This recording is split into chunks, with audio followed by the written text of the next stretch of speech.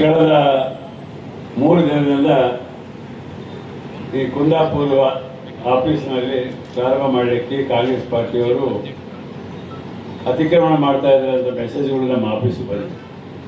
ನಮ್ಮ PS ಅವರು ನಮ್ಮ PAಗಳು ಹೇಳ್ತಾ ಇದ್ದಾರೆ, ಕುಂದಾಪುರದಲ್ಲಿ ಗಲಾಟೆ ಆಗ್ತದೆ, ಪ್ರೊಟೆಸ್ಟ್ ಮಾಡ್ತಾ ಇದ್ದಾರೆ. ಇವತ್ತು ಬೆಳಗ್ಗೆ ಸಹಿತ ಅದೇ ರೀತಿಯಾದಂಥ ಮೆಸೇಜ್ ಬರ್ತಕ್ಕಂಥ ರೀತಿಯಲ್ಲಿ ಅವ್ರು ಪ್ರಯತ್ನ ಮಾಡಿದ್ರು. ನಾನು ನಮ್ಮವ್ರಿಗೆ ಹೇಳಿದೆ, ನೀವು ತಲೆ ಕೆಡಿಸ್ಕೊಳ್ಬೇಡಿ, ಇಡೀ ರಾಷ್ಟ್ರದಲ್ಲಿ BJP ಅವರು ಏನಾದರೂ ಮಾಡೋದಂದರೆ ಅವ್ರ ಉದ್ಯೋಗ ಯಾವುದಾದ್ರೂ ಒಳ್ಳೆ ಕೆಲಸ ಆಗದೆ ಇದ್ದರೆ ದೇಶದಲ್ಲಿ ಕಾಂಗ್ರೆಸ್ ಬೇರೆ ಪಕ್ಷಗಳಿಂದ ಅದ್ರ ದಾರಿ ತಪ್ಪಿಸ್ತಕ್ಕಂಥ ಕೆಲಸನೇ BJP ಅವ್ರದ್ದು. ಆ ರೀತಿಯಾಗಿ ನಮ್ಮೆಲ್ಲ ಪಕ್ಷದ ಮುಖಂಡರು ಕಾರ್ಯಕರ್ತರೆಲ್ಲ ಸೇರಿ ಕಾಂಗ್ರೆಸ್ ಆಫೀಸ್ನ ಕಟ್ಟಡ ನಿರ್ಮಾಣ ಮಾಡಲಿಕ್ಕೆ ಕಾರ್ಯಕ್ರಮ ಯಾವ ರೀತಿಯಾಗಿ ಮಾಡಬೇಕು ಅಂತೇಳಿ ಈಗಾಗಲೇ ಹರಿಪ್ರಸಾದ್ ಶೆಟ್ಟಿ ಅವರು ಹೇಳಿದಂತೆ ಈ ರಾಜ್ಯದಲ್ಲಿ ಎಲ್ಲೇ ನಾವು ಕಾಂಗ್ರೆಸ್ ಪಕ್ಷದ ಜಾಗ ಪಡಿಬೇಕಾದ್ರೆ ಇರುವಂಥ ಕಾನೂನಿನ ಪ್ರಕಾರ ಇವತ್ತು ನಾವು ಜಾಗಗಳನ್ನು ಪಡೆಯುವಂಥ ಒಂದು ಪ್ರಯತ್ನ ಮಾಡ್ತಾಯಿದ್ದೀವಿ. ಈಗಾಗಲೇ ಮಂಜುನಾಥ್ ಭಂಡಾರಿ ಅವರು ಹೇಳಿದಂತೆ ಶ್ರೀಮಾನ್ DK ಶಿವಕುಮಾರ್ ಅವರು ಹಿಂದಿನ ಸರ್ಕಾರದಲ್ಲಿ 2013-18 ನಡುವೆ ಇರ್ತಕ್ಕಂಥ ಸಂದರ್ಭದಲ್ಲಿ ಅವರೇ ಈ ಪ್ರಯತ್ನ ಮಾಡಿ ಡಾಕ್ಟರ್ ಪರಮೇಶ್ವರ್ ಅಧ್ಯಕ್ಷರು, ನಾನು ಜನರಲ್ ಸೆಕ್ರೆಟರಿಯಾಗಿ ಪಾರ್ಟಿಯಲ್ಲಿ ಇರ್ತಕ್ಕಂಥ ಸಂದರ್ಭದಲ್ಲಿ ಕಮಿಟಿಗಳನ್ನ ಮಾಡಿ ರಾಜ್ಯಾದ್ಯಂತ ಅನೇಕ ಕಡೆ ನಾವು ಅವರು ಕೂಡ ಇಬ್ಬರು ಪ್ರವಾಸ ಮಾಡಿದ್ವಿ. ಬೆಳಗಾವಿ ಇರ್ಬೋದು, ಗುಲ್ಬರ್ಗ ಇರ್ಬೋದು, ಹುಬ್ಬಳ್ಳಿ ಧಾರವಾಡ ಇರ್ಬೋದು, ಅತಿ ಮುಖ್ಯವಾದಂಥ ಪ್ರದೇಶಗಳಲ್ಲಿ ಕಾಂಗ್ರೆಸ್ ಆಫೀಸ್ಗಳು ಆಗಲೇಬೇಕು ಅಂತೇಳಿ ಶ್ರೀಮಾನ್ ಶಿವಕುಮಾರ್ ಅವರು ಆ ಪ್ರಯತ್ನ ಮಾಡಿದರು. ಮುಂದುವರೆದು ಈ ಸರ್ಕಾರ ಬಂದುಕೊಳ್ಳೆ ಅವರು 100 ಆಫೀಸ್ಗಳನ್ನ ನಾವು ಪ್ರಾರಂಭ ಮಾಡಬೇಕು, ಅವ್ರಿಗೆ ಬೇಕಾಗಿರ್ತಕ್ಕಂಥ ಸ್ಥಳಗಳನ್ನು ಗುರುತಿಸಬೇಕು, ಕಾನೂನಿನ ಪ್ರಕಾರ ನಾವು ಆ ಜಾಗಗಳು ಅವ್ರಿಗೆ ಒದಗಿಸ್ಕೊಡ್ಬೇಕು, ಅದರ ಮುಖಾಂತರ ಅಲ್ಲಿರ್ತಕ್ಕಂಥ ಪಕ್ಷದ ಕಾರ್ಯಕರ್ತರು ಮುಖಂಡರು ಕಾರ್ಯಾಲಯಗಳನ್ನು ಮಾಡಬೇಕು ಅಂತೇಳಿ ಒಂದು ನಿರ್ಧಾರಕ್ಕೆ ಬಂದರು. ಅದನ್ನು ಈಗಾಗಲೇ ಶ್ರೀಮಾನ್ ರಾಹುಲ್ ಗಾಂಧಿಯವರಿಗೂ ಮಲ್ಲಿಕಾರ್ಜುನ ಖರ್ಗೆ ಅವರಿಗೂ ಮಾಹಿತಿ ಕೊಟ್ಟು 100 ಆದ ಕೂಡಲೇ ನೀವು ಇಬ್ಬರು ಬಂದು ಇದಕ್ಕೆ ಶಂಕುಸ್ಥಾಪನೆ ಕಾರ್ಯಕ್ರಮದಲ್ಲಿ ಭಾಗವಹಿಸಬೇಕು ಅಂತೇಳಿ ಅವರಿಗೆ ರಿಕ್ವೆಸ್ಟ್ ಮಾಡಿದರು. ಮತ್ತು ಅದೇ ಮಾತನ್ನು ಪದೇ ಪದೇ ಎಲ್ಲ ಕಾಂಗ್ರೆಸ್ ಪಕ್ಷದ ಸಭೆಗಳಲ್ಲಿ ಮತ್ತು ಅದರ ಜೊತೆಯಲ್ಲಿ ಕ್ಯಾಬಿನೆಟ್ನಲ್ಲಿ ಎಲ್ಲ ಮಂತ್ರಿಗಳು ಸಹಿತ, ಇನ್ಚಾರ್ಜ್ ಮಂತ್ರಿಗಳಿಗೆಲ್ಲ ಸಹಿತ ಪ್ರತಿ ಮೀಟಿಂಗ್ನಲ್ಲಿ ಸಹಿತ ಅವರು ಇವತ್ತಿಗೂ ಹೇಳ್ತಾ ಇದ್ದಾರೆ. ಸೊ ಆ ದಿಶೆಯಲ್ಲಿ ಪ್ರದೇಶ ಕಾಂಗ್ರೆಸ್ ಅಂತ ಅಧ್ಯಕ್ಷರಾಗಿರ್ತಕ್ಕಂಥ ಶ್ರೀಮಾನ್ ಶಿವಕುಮಾರ್ ಅವರ ಒಂದು ಪ್ರಯತ್ನದ ಮುಖಾಂತರ ಅವರ ಪ್ರತಿನಿಧಿಯಾಗಿರ್ತಕ್ಕಂಥ ಕಾರ್ಯಾಧ್ಯಕ್ಷರಾಗಿರ್ತಕ್ಕಂಥ ಮಂಜುನಾಥ್ ಭಂಡಾರಿ ಅವರು ಅವ್ರದ್ದು ಈ ಜಿಲ್ಲೆಯಲ್ಲಿ ಎಲ್ಲ ಕಡೆ ಕಾಂಗ್ರೆಸ್ ಆಫೀಸ್ಗಳನ್ನು ಮಾಡಬೇಕು ಅಂತೇಳಿ ಅವರ ಪ್ರಯತ್ನದ ಜೊತೆಯಲ್ಲಿ ಸ್ಥಳೀಯವಾಗಿರ್ತಕ್ಕಂಥ ಬ್ಲಾಕ್ ಅಧ್ಯಕ್ಷರು ಮುಖಂಡರ ಜೊತೆಯಲ್ಲಿ ಸಂಪರ್ಕ ಮಾಡಿ ಇವತ್ತು 2 ಬ್ಲಾಕ್ ಕಾಂಗ್ರೆಸ್ ಈ ಶಂಕುಸ್ಥಾಪನೆ ಮಾಡತಕ್ಕಂಥ ಒಂದು ಅವಕಾಶವನ್ನು ಕಲ್ಪಿಸಿದ್ದಾರೆ. ಸೊ ಸಹಜವಾಗಿ ಈಗಾಗಲೇ ಸ್ನೇಹಿತರು ಹಿರಿಯರು ಹೇಳಿದಂತೆ BJP ಅವರು ಸಿಕ್ಕಿರ್ತಕ್ಕಂಥ ಸ್ವಲ್ಪ ಸಮಯದಲ್ಲಿ ಇಡೀ ರಾಜ್ಯದಲ್ಲಿರ್ತಕ್ಕಂಥ ಅನೇಕ ಪ್ರಮುಖ ಸ್ಥಳಗಳನ್ನು ಅವರು ಆಕ್ರಮಣ ಮಾಡಿದರು. ಅದರ ಜೊತೆಯಲ್ಲಿ ಅವ್ರಿಗೆ ಬೇಕಾಗಿರ್ತಕ್ಕಂಥ RSS ಬೇಸ್ನಲ್ಲಿರ್ತಕ್ಕಂಥ ಅನೇಕ ಸಂಘ ಸಂಸ್ಥೆಗಳು 100 ಎಕರೆಗಳನ್ನು ಕೊಟ್ಟು ಅವರಿಗೆ ಅನುಕೂಲ ಮಾಡಿಕೊಟ್ಟಿರ್ತಕ್ಕಂಥ ಸಹಿತ ನಮ್ಮ ರೆಕಾರ್ಡ್ನಲ್ಲಿದೆ. ಬಟ್ ಇವತ್ತು ನಾವು 10 ಗುಂಟೆ, 5 ಗುಂಟೆ, 11 ಸೆಂಟು ಈ ರೀತಿಯಾಗಿ ನಾವು ವಿವಿಧ ಪ್ರದೇಶಗಳು ಮಾಡಬೇಕಾದ್ರೆ ಕಾನೂನುಬದ್ಧವಾಗಿ ಅದು ರೆವಿನ್ಯೂ ಇಲಾಖೆ ಇದ್ದರೆ ತಹಸೀಲ್ದಾರ್ಲಿಂದ ಪ್ರಾರಂಭ ಮಾಡಿ ಪ್ರಿನ್ಸಿಪಲ್ ಸೆಕ್ರೆಟರಿವರೆಗೂ ಬಂದು ಆರ್ಥಿಕ ಇಲಾಖೆಗೆ ಹೋಗಿ ಅಲ್ಲಿಂದ ಬಂದಂದರೆ ಕ್ಯಾಬಿನೆಟ್ಗೆ ಬಂದು ಕ್ಯಾಬಿನೆಟ್ ಮುಖಾಂತರ ಅದು ದರ ಫಿಕ್ಸ್ ಮಾಡ್ತಕ್ಕಂಥದ್ದು ಪ್ರಯತ್ನ ನಾವು ಮಾಡಿ ಇವತ್ತು ರಾಜ್ಯದಲ್ಲಿ ಅನೇಕ ಕಡೆ ಈ ಕಾರ್ಯಾಲಯಗಳು ಪ್ರಾರಂಭಿಸ್ತಕ್ಕಂಥ ಒಂದು ಪ್ರಯತ್ನ ಮುಂದುವರಿತಾ ಇದೆ. ಹಾಗಾಗಿ ಈಗಾಗಲೇ ದಿನೇಶ್ ಹೆಗಡೆ ಹೇಳಿದಂತೆ ಅವರಿಗೆ ಹೊಟ್ಟೆ ಉರಿತಾ ಇದೆ. ಹಾಗಾಗಿ ಅವರು ಕಾಂಗ್ರೆಸ್ ಪಕ್ಷ, ಯಾಕಂದರೆ ಕಾಂಗ್ರೆಸ್ ಪಕ್ಷವನ್ನು ಮುಕ್ತ ಭಾರತ ಮಾಡಬೇಕಂತೇಳಿ ಅವ್ರ ಪ್ರಯತ್ನ ಇತ್ತು. ಕಳೆದ 12 ವರ್ಷಗಳಿಂದ ಅದೇನು ಕಿತ್ಕೊಳ್ಳಿಕ್ಕೆ ಅವರಿಂದ ಆಗಲಿಲ್ಲ. ಇವತ್ತು ಅವ್ರಿಗೆ ಭಯ ಐತಿ. ಅವ್ರೇನು 400 ಸೀಟ್ ಗೆದ್ದು ಅಂತೇಳಿ 200 ಸೀಟಿಗೆ ಹೋದ್ರು ಪಾರ್ಲಿಮೆಂಟ್ನಲ್ಲಿ. ಮುಂದೆ ಏನು ಪರಿಸ್ಥಿತಿ ಆಗ್ತದೆ ಅನ್ನೋದು ಈಗಾಗಲೇ ಅವ್ರಿಗೆ ಗೊತ್ತಾಗಿದೆ. ಹಾಗಾಗಿ ಇವತ್ತು ಕಾಂಗ್ರೆಸ್ ಅಂದರೆ ಭಯ ಆಗತಕ್ಕಂಥ ಪರಿಸ್ಥಿತಿ. ನೋಡಿ, ನಿನ್ನೆ ಮೊನ್ನೆ ಬ್ಯಾಂಗ್ಳೂರಿಗೆ ಬಂದು ಶ್ರೀಮಾನ್ ಮೋದಿಯವರು ಮಾತನಾಡ್ತಾರೆ, 5 ಸೀಟ್ ಗೆದ್ದ ಕಾಂಗ್ರೆಸ್ ಪಕ್ಷ ಇವತ್ತು ವಿಜಯ ಜೊತೆ ಸೇರಿ ಕಾಂಗ್ರೆಸ್ನ ಸರ್ಕಾರ ರಚನೆ ಮಾಡ್ತಾ ಇದೆ ತಮಿಳುನಾಡಿನಲ್ಲಿ ಅಂತೇಳಿ ಅವ್ರಿಗೆ ಅಷ್ಟು ಬೊಗಳಿತ್ತು. ಕಾಂಗ್ರೆಸ್ನವರು ಎಲ್ಲಿ ಕಾಣಬಾರ್ದು ಎಂಬುದೇ ಅವರ ಪ್ರಯತ್ನ ಇತ್ತು. ಆದರೆ ಕಾಂಗ್ರೆಸ್ ಅವರು ಹೇಳಿದಂಗೆಲ್ಲ ಶ್ರೀಮಾನ್ ಹೆಗಡೆ ಅವರು ಹೇಳಿದಂತೆ ಅವ್ರು ಒಳ್ಳೆ ಪ್ರಚಾರ ಕೊಟ್ಟು ನಾವು ಬೆಳೀಲಿಕ್ಕೆ ಅವಕಾಶ ಕೊಡ್ತಾ ಇದ್ದಾರೆ.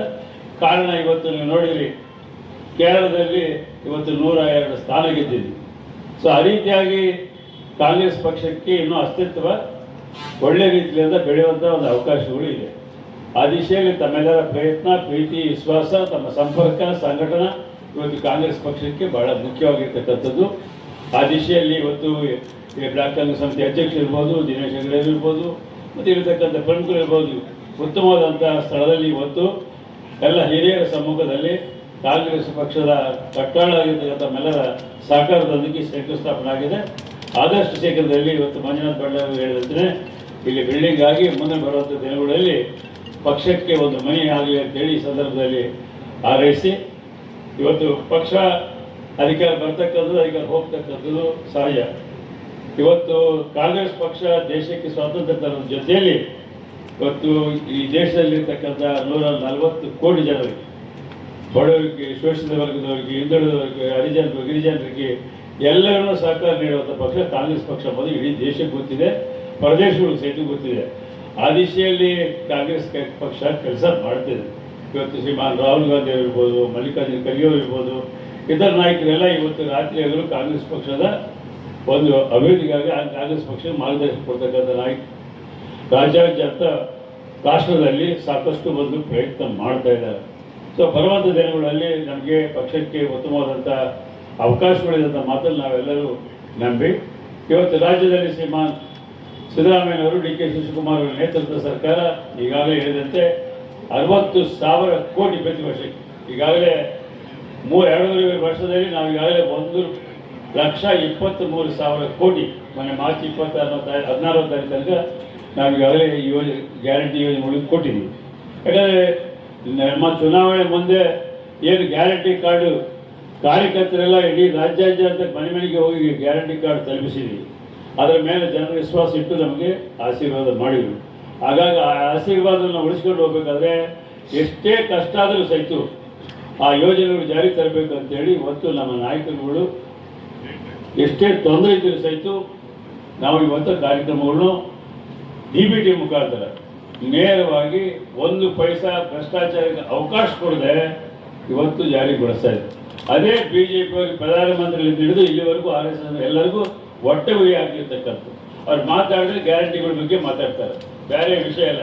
ಅಪಪ್ರಚಾರ ಮಾಡೋದು, ಜನರನ್ನು ದಾರಿ ತರ್ತಕ್ಕಂಥ ಕೆಲಸ ಮಾಡ್ತಕ್ಕಂಥದ್ದೇ BJP ಅವರ ಒಂದು ಪ್ಲಾನಿಂಗ್. ಹಾಗಾಗಿ ಅದರಲ್ಲಿ ನಾವು ಯಾರು ಏನು ಕೊಟ್ಟಿವಿ, ಏನು ಮಾಡಿದ್ವಿ ಅಂತಂದೇಳಿ ಹೇಳುವಂಥದ್ದಿಲ್ಲ. ಈ 62,000 ಕೋಟಿ ಈ ರಾಜ್ಯದಲ್ಲಿ ನಾವು ಎಲ್ಲರಿಗೂ ತಲುಪಿಸ್ತಾ ಇದ್ದೀವಿ. ಆ ದಿಶೆಯಲ್ಲಿ ಅದೇ ಒಂದು ಉತ್ತಮವಾದಂಥ ಕಾರ್ಯಕ್ರಮ, ಜನರಿಗೆ ಮನವರಿಕೆ ಮಾಡ್ತಕ್ಕಂಥದ್ದು. ಅದರ ಮುಖಾಂತರ ಎಲ್ಲ ಜಾತಿ ಧರ್ಮ ಅವ್ರು ಹೇಳ್ತಾರೆ, ಅವ್ರಿಗೆ ಕಾಂಗ್ರೆಸ್ನವರು ಆ ಜಾತಿ ಈ ಜಾತಿಗೆಲ್ಲ ಪ್ರೋತ್ಸಾಹ ಕೊಡ್ತಾರೆ. ನಾವು ಈ ಯೋಜನೆಗಳು ಅಭಿವೃದ್ಧಿ ಕೆಲಸದಲ್ಲಿ ಯಾವುದೇ ಧರ್ಮ ಜಾತಿ ಪಕ್ಷ ನೋಡೋದಾಗಿ ನಾವು ಕೆಲಸ ಮಾಡ್ತಾ ಇದ್ದೀವಿ. ಇವತ್ತು ನಂದೇ mind irrigation and science and technology ಇಲಾಖೆ ಇದೆ. ಈಗಾಗಲೇ ಸ್ನೇಹಿತರಿಗೆಲ್ಲ ಗೊತ್ತಿದೆ. ಇಲ್ಲಿ ಬಂದಿರತಕ್ಕಂಥವರೆಲ್ಲ BJP ಎಲ್ಲರೂ ನಮ್ಮ ಹತ್ರ ಬರ್ತಾರೆ. ನಾವು ಅವ್ರಿಗೆ ಜನಪ್ರತಿನಿಧಿಗಳಾಗಿ ಗೌರವ ಕೊಡ್ತೀವಿ. ಅವ್ರು 10 ಕೆಲಸ ಕೇಳಿದ್ರೆ 1 ಕೆಲಸ 2 ಕೆಲಸ ನಾವು ಅವ್ರಿಗೆ ಮಾಡಿಕೊಡ್ತೀವಿ. ಯಾಕೆ ಇಲ್ಲಿರ್ತಕ್ಕಂಥ ಜನರಿಗೆ ತೊಂದರೆ ಆಗಬಾರ್ದು ಅಂತೇಳಿ. ಅವರು BJPಗೆ ಅಂತ ಕೊಡೋದಿಲ್ಲ ನಾವು, ಅವ್ರು BJP ಜನಪ್ರತಿನಿಧಿ ಆಗಿರ್ಬೋದು, ಆದರೆ ಈ ಭಾಗದಲ್ಲಿರ್ತಕ್ಕಂಥ ಸಮಸ್ಯೆಗಳು ಬಗೆಹರಿಸಬೇಕಂತೇಳಿ ಈ ಕಾಂಗ್ರೆಸ್ ಸರ್ಕಾರ ನಾವು ಎಲ್ಲ ಕಡೆ ಸಹಕಾರ ಕೊಡ್ತಕ್ಕಂಥದ್ದು ಪ್ರಯತ್ನ ಮಾಡ್ತಾರೆ. ಬಟ್ ಆದರೆ ಅವ್ರ ಸರ್ಕಾರ ಇದ್ದಾಗ ನಮ್ಮ ಕಾಂಗ್ರೆಸ್ ಶಾಸಕರಿಗೆ ಯಾರಿಗೂ ಏನೂ ಮಾಡಲಿಲ್ಲ, ಯಾವ ಕೆಲಸನೂ ಮಾಡಿಕೊಡ್ತೀರ. ಬಟ್ ನಾವು ಆ ರೀತಿ ಮಾಡ್ತಾ ಇಲ್ಲ. ನಮ್ಮ ಜನರಿಗೋಸ್ಕರ ಅವರು ಯಾವುದೇ ಜನಪ್ರತಿನಿಧಿ ಆಗಲಿ, ಯಾವುದೇ ಪಕ್ಷದ MLA ಆಗಲಿ, ನಾವು ಸಹಕಾರ ಮಾಡಬೇಕು ಅಂತೇಳಿ ಎಲ್ಲ ಕಡೆ ನಾವು ಅವ್ರು ಯಾವುದೇ ಪಕ್ಷವನ್ನು ಬರಲಿ, ಯಾವುದೇ ಜಾತಿಯವರಿರಲಿ, ಅವರಿಗೆಲ್ಲ ಸಹಕಾರ ನೀಡುವಂಥ ಪ್ರಯತ್ನ ನಾವು ಇವತ್ತು ಕಾಂಗ್ರೆಸ್ ಪಕ್ಷದ ಸರ್ಕಾರ ಮಾಡ್ತಾ ಇದೆ. ಹಾಗಾಗಿ ಇವತ್ತು ಜನರ ಪ್ರೀತಿ ವಿಶ್ವಾಸ ಗಳಿಸಲಿಕ್ಕೆ ನಮಗೆ ಸಾಕಷ್ಟು ಅವಕಾಶಗಳಿದೆ. ಈ ಕಳೆದ 3 ವರ್ಷಗಳಲ್ಲಿ ಸಾಕಷ್ಟು ಇವತ್ತು ಇಡೀ ದೇಶದಲ್ಲಿ ಕಾಂಗ್ರೆಸ್ ತಿಂಗಳ ಏಪ್ರಿಲ್ ತಿಂಗಳಲ್ಲಿ ನಂಬರ್ 1 ಸ್ಥಾನಕ್ಕೆ ಬಂದಿದೆ. ನಂಬರ್ 2 ಸ್ಥಾನ ಕಾಂಗ್ರೆಸ್ ಪಕ್ಷ ಅಧಿಕಾರದಲ್ಲಿರ್ತಕ್ಕಂಥ ತೆಲಂಗಾಣಕ್ಕೆ ಬಂದಿದೆ. ಹೈಯೆಸ್ಟ್ ಟ್ಯಾಕ್ಸ್ ಪೇ ಮಾಡ್ತಕ್ಕಂಥದ್ದು ಕಾಂಗ್ರೆಸ್ ಪಕ್ಷ ರಾಷ್ಟ್ರದಲ್ಲೇ. ಮೊದಲು ಮಹಾರಾಷ್ಟ್ರ ಇತ್ತು, ಆದರೆ ಏಪ್ರಿಲ್ ತಿಂಗಳಿನಲ್ಲಿ ಕಾಂಗ್ರೆಸ್ ಪರಿಸ್ಥಿತಿ ನಮ್ಮ ಕರ್ನಾಟಕ ಸರ್ಕಾರ ಮತ್ತು ತೆಲಂಗಾಣ ಸರ್ಕಾರ ನಂಬರ್ 1 ನಂಬರ್ 2ನಲ್ಲಿದೆ. ಸುಮಾರು 5 ಲಕ್ಷ ಕೋಟಿಯಷ್ಟು ನಾವು ಇವತ್ತು ಕೇಂದ್ರ ಸರ್ಕಾರಕ್ಕೆ ದುಡ್ಡು ಕೊಡ್ತಾ ಇದ್ದೀವಿ. ಅವ್ರು ನಮ್ಗೆ ಕೊಡ್ತಕ್ಕಂಥದ್ದು 55,000 ರಿಂದ 60,000 ಮಾತ್ರ ಕೊಡ್ತಾ ಇದ್ದಾರೆ. ಅಂದರೆ 1 ರೂಪಾಯಿನಲ್ಲಿ 15 ಪೈಸೆ ಕೊಡ್ತಕ್ಕಂಥ ಪ್ರಯತ್ನ ಮಾಡ್ತಾರೆ. ಪ್ರತಿಯೊಂದರಲ್ಲಿ ಕುತ್ತಿಗಿಸ್ತಕ್ಕಂಥ ಪ್ರಯತ್ನ ಕರ್ನಾಟಕಕ್ಕೆ ಮಲತಾಯಿ ಧೋರಣೆ ತೋರಿಸ್ತಾ ಇದ್ದಾರೆ. ಅದರ ಬಗ್ಗೆ ಇವರು ಹೋರಾಟ ಮಾಡಬೇಕು. ಈ BJP ಅವರು ಒಬ್ಬರಿಗೂ ಬಾಯಿ ಇಲ್ಲ, ಯಾರಿಗೂ ಧೈರ್ಯ ಇಲ್ಲ. ಅವ್ರ ಮುಖ ಹೋಗಿ ಲೋಕಸಭಾ ಸದಸ್ಯರಿರ್ತಕ್ಕಂಥವ್ರಾಗಲಿ, ರಾಜ್ಯಸಭಾ ಸದಸ್ಯರಿರ್ತಕ್ಕಂಥವ್ರಾಗಲಿ, MLAಗಳಾಗಲಿ ಹೋಗಿ ಕರ್ನಾಟಕಕ್ಕೆ ಅವ್ರ ಕ್ಷೇತ್ರಕ್ಕೆ ಬರಬೇಕಾಗಿರ್ತಕ್ಕಂಥ ಕೇಳ್ತಕ್ಕಂಥ ಧೈರ್ಯ ಸಾಹಸ ಯಾರಿಗೂ ಇಲ್ಲ.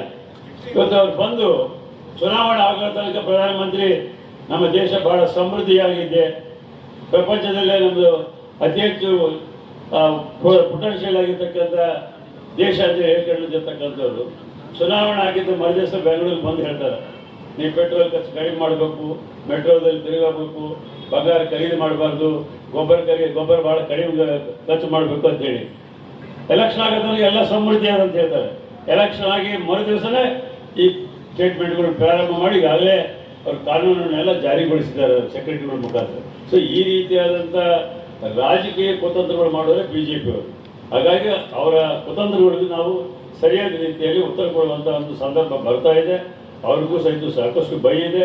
ಬರುವಂಥ ದಿನಗಳಲ್ಲಿ ಇವತ್ತು ರಾಷ್ಟ್ರದಲ್ಲಿ ಕಾಂಗ್ರೆಸ್ ಪಕ್ಷಕ್ಕೆ ಸಾಕಷ್ಟು ಅವಕಾಶಗಳಿರೋದನ್ನು ಅವ್ರು ಗುರುತಿಸಿ ಏನಾದರೂ ಮತ್ತೊಂದು ಮೆಸ್ಮರೈಸೇಷನ್ ಮಾಡಬೇಕಂತೇಳಿ ಅವ್ರು ಪ್ರಯತ್ನ ಮಾಡ್ತಾ ಇದ್ದಾರೆ. ಹಾಗಾಗಿ ಡಿಲಿಮಿಟೇಷನ್ ಮಾಡಿ ಇಡೀ ದಕ್ಷಿಣ ಕರ್ನಾಟಕಕ್ಕೆ ಮೋಸ ಮಾಡಬೇಕು ಅಂತೇಳಿ, ದಕ್ಷಿಣ ರಾಜ್ಯಗಳಿಗೆ ಮೋಸ ಮಾಡಬೇಕು, ನಮ್ಮ ಸ್ಥಾನಮಾನಗಳು ಲೋಕಸಭಾ ಕ್ಷೇತ್ರಗಳು ಕಡಿಮೆ ಆಗಬೇಕು, ಅದು ಆ ಭಾಗದಲ್ಲಿ ಅವ್ರಿಗೆ ಅನುಕೂಲ ಇರ್ತಕ್ಕಂಥ ಉತ್ತರ ಪ್ರದೇಶ ಬಿಹಾರದಲ್ಲಿ ಸ್ಥಾನಗಳು ಹೆಚ್ಚಾಗಬೇಕು, ಮುಂದೆ ಬರುವಂಥ ದಿನಗಳಲ್ಲಿ ಮತ್ತೆ ಅಧಿಕಾರ ಬರಬೇಕಂತ ಒಂದು ಕುತಂತ್ರದ ಮುಖಾಂತರ ಅವರು ಡಿಲಿಮಿಟೇಷನ್ ಮಾಡುವಂಥ ಒಂದು ಪ್ರಯತ್ನ ಮಾಡ್ತಾ ಇದ್ದಾರೆ.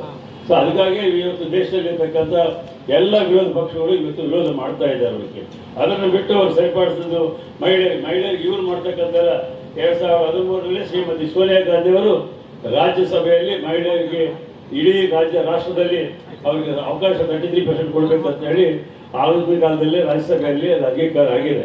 ಲೋಕಸಭೆಯಲ್ಲಿ ನಮಗೆ ಶಕ್ತಿ ಇರಲಿಲ್ಲ, ಒಂದು ಅಂಗೀಕಾರ ಆಗಿಲ್ಲ. ಕಾಂಗ್ರೆಸ್ ಪಕ್ಷ ಸದಾಕಾಲ ಮಹಿಳೆಯರಿಗೆ ಹೆಚ್ಚಿನ ಒಂದು ಗೌರವ ಅವಕಾಶಗಳು ಕಲ್ಪಿಸಬೇಕಾದ್ರೆ ರಾಜೀವ್ ಗಾಂಧಿ ಅವರು ಇವತ್ತು ಲೋಕಲ್ ಬಾಡೀಸ್ ಎಲೆಕ್ಷನಲ್ಲಿ ಮಹಿಳೆಯರಿಗೆ SC STಗೆ ಎಲ್ಲರಿಗೂ 73, 74 ರಾಜ್ಯಾಂಗವನ್ನು ಅಮೆಂಡ್ಮೆಂಟ್ ಮಾಡೋದ್ರ ಮುಖಾಂತರ ಅವಕಾಶಗಳು ಕೊಟ್ಟಿರ್ತಕ್ಕಂಥದ್ದು ಕಾಂಗ್ರೆಸ್ ಪಕ್ಷ. ಈ BJP ಅವರು ಪ್ರತಿಯೊಂದರಲ್ಲಿ ರಾಜಕಾರಣ ಮಾಡ್ತಕ್ಕಂಥದ್ದು, ಜನರಿಗೆ ತಪ್ಪು ಕಲ್ಪನೆ ಕೊಡ್ತಕ್ಕಂಥ ಒಂದು ಪ್ರಯತ್ನ ಮಾಡ್ತಕ್ಕಂಥದ್ದು ಬಿಟ್ಟರೆ ಅಭಿವೃದ್ಧಿ ಕೆಲಸ ಬಗ್ಗೆ ಅವರಿಗೆ ಯಾವುದೇ ಒಂದು ಆಶೆ ಇಲ್ಲ. ಅವರ ಅಭಿವೃದ್ಧಿ ಬಗ್ಗೆ ವಿಚಾರ ಮಾಡ್ತಕ್ಕಂಥವರೆಲ್ಲ ಕೇವಲ ರಾಜಕೀಯ ಬಗ್ಗೆ ಮಾತನಾಡ್ತಕ್ಕಂಥದ್ದು. ದಿನನಿತ್ಯ ನೀವು ನೋಡ್ತೀವಿ ವಿಜಯೇಂದ್ರ ಅವರು ಮತ್ತು ಅಶೋಕ್ ಅವರು ಇಬ್ಬರು ಮುಖ್ಯಸ್ಥರು ರಾಜ್ಯದಲ್ಲಿ, ಅವರಿಬ್ಬರು ಏನೇನು ಮಾತಾಡ್ತಾರೆ ನೋಡ್ತಾ ಇರ್ತೀರಿ ನೀವು. ಯಾವತ್ತು ಕಾಂಗ್ರೆಸ್ ಪಕ್ಷದವರು ತಪ್ಪು ಹಿಡಿದು ಬಿಟ್ಟರೆ ರಾಜ್ಯದಲ್ಲಿ ಅಭಿವೃದ್ಧಿ ಬಗ್ಗೆ ಆಗಲಿ, ರಾಜ್ಯದ ಪರಿಸ್ಥಿತಿ ಬಗ್ಗೆ ಆಗಲಿ, ಕೇಂದ್ರ ಸರ್ಕಾರದ ಬರಬೇಕಾಗಿರ್ತಕ್ಕಂಥ ಯೋಜನೆಗಳ ಬಗ್ಗೆ ಆಗಲಿ ಒಂದು ದಿವಸ ಅವ್ರು ಮಾತಾಡಿದಷ್ಟು ಶಕ್ತಿನೂ ಅವ್ರಿಗಿಲ್ಲ. ಸೊ ಈ ವಿಷಯಗಳನ್ನೆಲ್ಲ ಜನರು ಗಮನಿಸ್ತಾ ಇದ್ದಾರೆ. ಸಂದರ್ಭ ಬಂದಾಗ ಸರಿಯಾದ ರೀತಿಯಲ್ಲಿ ಅವ್ರಿಗೆ ಉತ್ತರ ಸಿಗ್ತದೆ ಮಾತನ್ನು ಹೇಳಿ ಇವತ್ತು ಉಡುಪಿ ಜಿಲ್ಲೆಯಲ್ಲಿ ಏನು ನಮ್ಮ ಪರಿಸ್ಥಿತಿಯನ್ನು ಸುಧಾರಿಸಲಿಕ್ಕೆ ಇವತ್ತು ಶ್ರೀಮಾನ್ ಮಂಜುನಾಥ್ ಭಂಡಾರಿ ಅವರು ಇರ್ಬೋದು, ಇವತ್ತು ಜಯಪ್ರಕಾಶ್ ಹೆಗಡೆ ಅಂತ ಇರ್ಬೋದು, ಇವತ್ತು ಶೆಟ್ಟಿ ಇರ್ಬೋದು, ಪ್ರತಾಪ್ ಚಂದ್ರ ಶೆಟ್ಟಿ ಅವರು ಸಹಿತ ನಾನು ಅವರು ವಿಧಾನ ಪರಿಷತ್ ಸದಸ್ಯರಾಗಿದ್ದೆ, ಅವರು ಚೇರ್ಮನ್ ಆಗಿರ್ತಕ್ಕಂಥ ಸಂದರ್ಭದಲ್ಲಿ ಸಹಿತ ನಾನು ಸದಸ್ಯನಾಗಿದ್ದೇನೆ. ಇವರೆಲ್ಲ ಸಹಕಾರದೊಂದಿಗೆ ಅವರೆಲ್ಲ ಮಾರ್ಗದರ್ಶನದೊಂದಿಗೆ ಈ ಭಾಗದಲ್ಲಿ ಇನ್ನೂ ಹೆಚ್ಚಿನ ರೀತಿಯಲ್ಲಿ ಕಾಂಗ್ರೆಸ್ ಪಕ್ಷಕ್ಕೆ ಬಲವರ್ಧನೆ ಮಾಡುವಂಥ ಒಂದು ಪ್ರಯತ್ನ ಎಲ್ಲರೂ ಕೂಡಿ ಮಾಡಬೇಕಂತ ಮಾತನ್ನು ಹೇಳಿ ಇವತ್ತು ಮಂಜುನಾಥ ಭಂಡಾರಿ ಅವರು ಕಾರ್ಯಾಧ್ಯಕ್ಷರಾಗಿ ಅವರಿಗೆ ಸಾಕಷ್ಟು NIC ಯಿಂದ ಅವರು ಕಳೆದ 35 ವರ್ಷದಿಂದ ಅವರ ಪ್ರಯತ್ನ, ಅವರ ಆಡಳಿತದಲ್ಲಿ ಅನುಭವ ಆಗಿದೆ. ಅವರ ಪ್ರತಿನಿತ್ಯ ಪಕ್ಷದಲ್ಲಿ ಸಂಘಟನೆಯಲ್ಲಿ NIC ಇಲ್ಲಂದ್ರೆ ಅವರು ಪ್ರಾರಂಭಿಕ ದಶೆಯಿಂದನೂ ಸಂಘಟನಾಪೂರ್ವಕವಾದ ಶಕ್ತಿ ಇದೆ. ಆ ದಿಶೆಯಲ್ಲಿ ಇವತ್ತು ಈ ಭಾಗದಲ್ಲಿ ವಿಧಾನ ಪರಿಷತ್ತಲ್ಲಿ ಸದಸ್ಯರಾಗಿ ಅನೇಕ ಸಮಸ್ಯೆಗಳು ಇವತ್ತು ನಮ್ಮ ವಿಧಾನ ಪರಿಷತ್ನಲ್ಲಿ ಸೆಷನ್ ಸಂದರ್ಭದಲ್ಲಿ ಅದು ಲೋಕಲ್ ಬಾಡೀಸ್ ಇಶ್ಯೂ ಇರ್ಬೋದು, ಪಂಚಾಯತ್ ರಾಜ್ ವ್ಯವಸ್ಥೆ ಬಗ್ಗೆ ಇರ್ಬೋದು, ಲೋಪದೋಷಗಳ ಬಗ್ಗೆ ಇರ್ಬೋದು, ಅಭಿವೃದ್ಧಿ ಬಗ್ಗೆ ಇರ್ಬೋದು, ಪ್ರತಿ ಸಾರಿ ಅವರು ಪ್ರತಿನಿತ್ಯ ಅವ್ರದ್ದು 4-5 ಕ್ವಶನ್ ಅಂತ ಹೇಳಿರ್ತವೆ. ಕೆಲವು ಸಾರಿ ಈಗಾಗಲೇ ಅವರು ಹೇಳಿದಂತೆ ಪಂಚಾಯತ್ ರಾಜ್ ಚುನಾವಣೆಗಳು ತಡ ಆಗ್ತಾ ಇದೆ ಎಂಬ ಉದ್ದೇಶಕ್ಕಾಗಿ ಅವ್ರು ಮಾಡಿರ್ತಕ್ಕಂಥ ಪ್ರಯತ್ನಕ್ಕೆ ನಾನೇ ಹೋಗಿ ಅವ್ರ ಹತ್ರ ರಿಕ್ವೆಸ್ಟ್ ಮಾಡಿ ಅದು ವಿತ್ಡ್ರಾ ಮಾಡ್ಕೊಂಡು ಈಗ ಬೇಡ, ಅದು ಸರ್ಕಾರಕ್ಕೆ ಮಂಜೂರು ಆಗ್ತದೆ ಮಾತನ್ನು ಹೇಳಿ ಇವತ್ತು ಪಂಚಾಯತ್ ರಾಜ್ ಸಚಿವರ ಹತ್ರ ಸಚಿವರು ಲೋಕಲ್ ಬಾಡಿ ಸದಸ್ಯರೆಲ್ಲ ಕೂಡಿಸಿ ಅವರು 4-6 ಮೀಟಿಂಗ್ ಮಾಡಿದ್ದಾರೆ. ಇವತ್ತು ಈಗಾಗಲೇ ಸರ್ಕಾರ ನಿರ್ಧಾರ ಕೈಗೊಂಡಿದೆ. ಬರುವಂಥ 2-3 ತಿಂಗಳಲ್ಲಿ ಎಲ್ಲ ಲೋಕಲ್ ಬಾಡೀಸ್ ಎಲೆಕ್ಷನ್, ಮುನ್ಸಿಪಾಲಿಟೀಸ್ ಇರ್ಬೋದು, ಕಾರ್ಪೊರೇಷನ್ಸ್ ಇರ್ಬೋದು, ಗ್ರಾಮ ಪಂಚಾಯತ್, ತಾಲೂಕು ಪಂಚಾಯತ್, ಜಿಲ್ಲಾ ಪಂಚಾಯತ್ ಎಲೆಕ್ಷನ್ಸ್ ಮಾಡುವಂಥ ಎಲ್ಲ ಕ್ರಮ ತೆಗೆದುಕೊಂಡಿದ್ದಾರೆ. ಈಗಾಗಲೇ ರಿಸರ್ವೇಷನ್ ಮಾಡುವಂಥ ಪ್ರಯತ್ನ ಮುಂದುವರಿತಾ ಇದೆ. ಅದೆಲ್ಲ ಜೊತೆಯಲ್ಲಿ ಇವತ್ತೇನು ಕೇಂದ್ರ ಸರ್ಕಾರದವರು ಏನು ಇವು ವೋಟ್ಸನ್ನು ISR ಮುಖಾಂತರ ಅವರು ಎಲ್ಲ ರಾಜ್ಯಗಳಲ್ಲಿ ತೊಂದರೆ ಕೊಡ್ತಕ್ಕಂಥ ಒಂದು ಪ್ರಯತ್ನ ಮಾಡಿದರೆ ಆ ದಿಶೆಯಲ್ಲಿ ಸಹಿತ ಎಚ್ಚರಿಕೆಯಿಂದ ಇರಬೇಕು. ಆ ದಿಶೆಯಲ್ಲಿ ಮಂಜುನಾಥ ಭಂಡಾರಿ ಅವರು ಸಹಿತ ಈಗ ಈ ಭಾಗದಲ್ಲಿ ಅನೇಕ ಮೀಟಿಂಗ್ಗಳು ಮಾಡೋದ್ರ ಮುಖಾಂತರ ಇವತ್ತು ವೋಟ್ ಮ್ಯಾಪಿಂಗ್ ನಡೀತಾ ಇದೆ BLOs ಮುಖಾಂತರ. ನಮ್ಮ BLA ಏಜೆಂಟ್ಸ್ನೆಲ್ಲ ಆ್ಯಕ್ಟಿವೇಟ್ ಮಾಡಿ 95 to 96% ಆಗುವಂಥ ರೀತಿಯಲ್ಲಿ ನಮ್ಮ ಪ್ರಯತ್ನ ಮಾಡಬೇಕು. ಈಗಾಗಲೇ ಮುಖ್ಯಮಂತ್ರಿಗಳು, ಉಪಮುಖ್ಯಮಂತ್ರಿಗಳು ಎಲ್ಲ ಜಿಲ್ಲಾಧಿಕಾರಿಗಳು ಕರೆಸಿ ಆ ನಿಟ್ಟಿನಲ್ಲಿ ಜವಾಬ್ದಾರಿಯುತವಾಗಿ ಕೆಲಸ ಮಾಡಬೇಕಂತ ಹೇಳಿ ಅವರಿಗೆ ಕಟ್ಟುನಿಟ್ಟಾದಂಥ ಆದೇಶ ಕೊಟ್ಟಿದ್ದಾರೆ.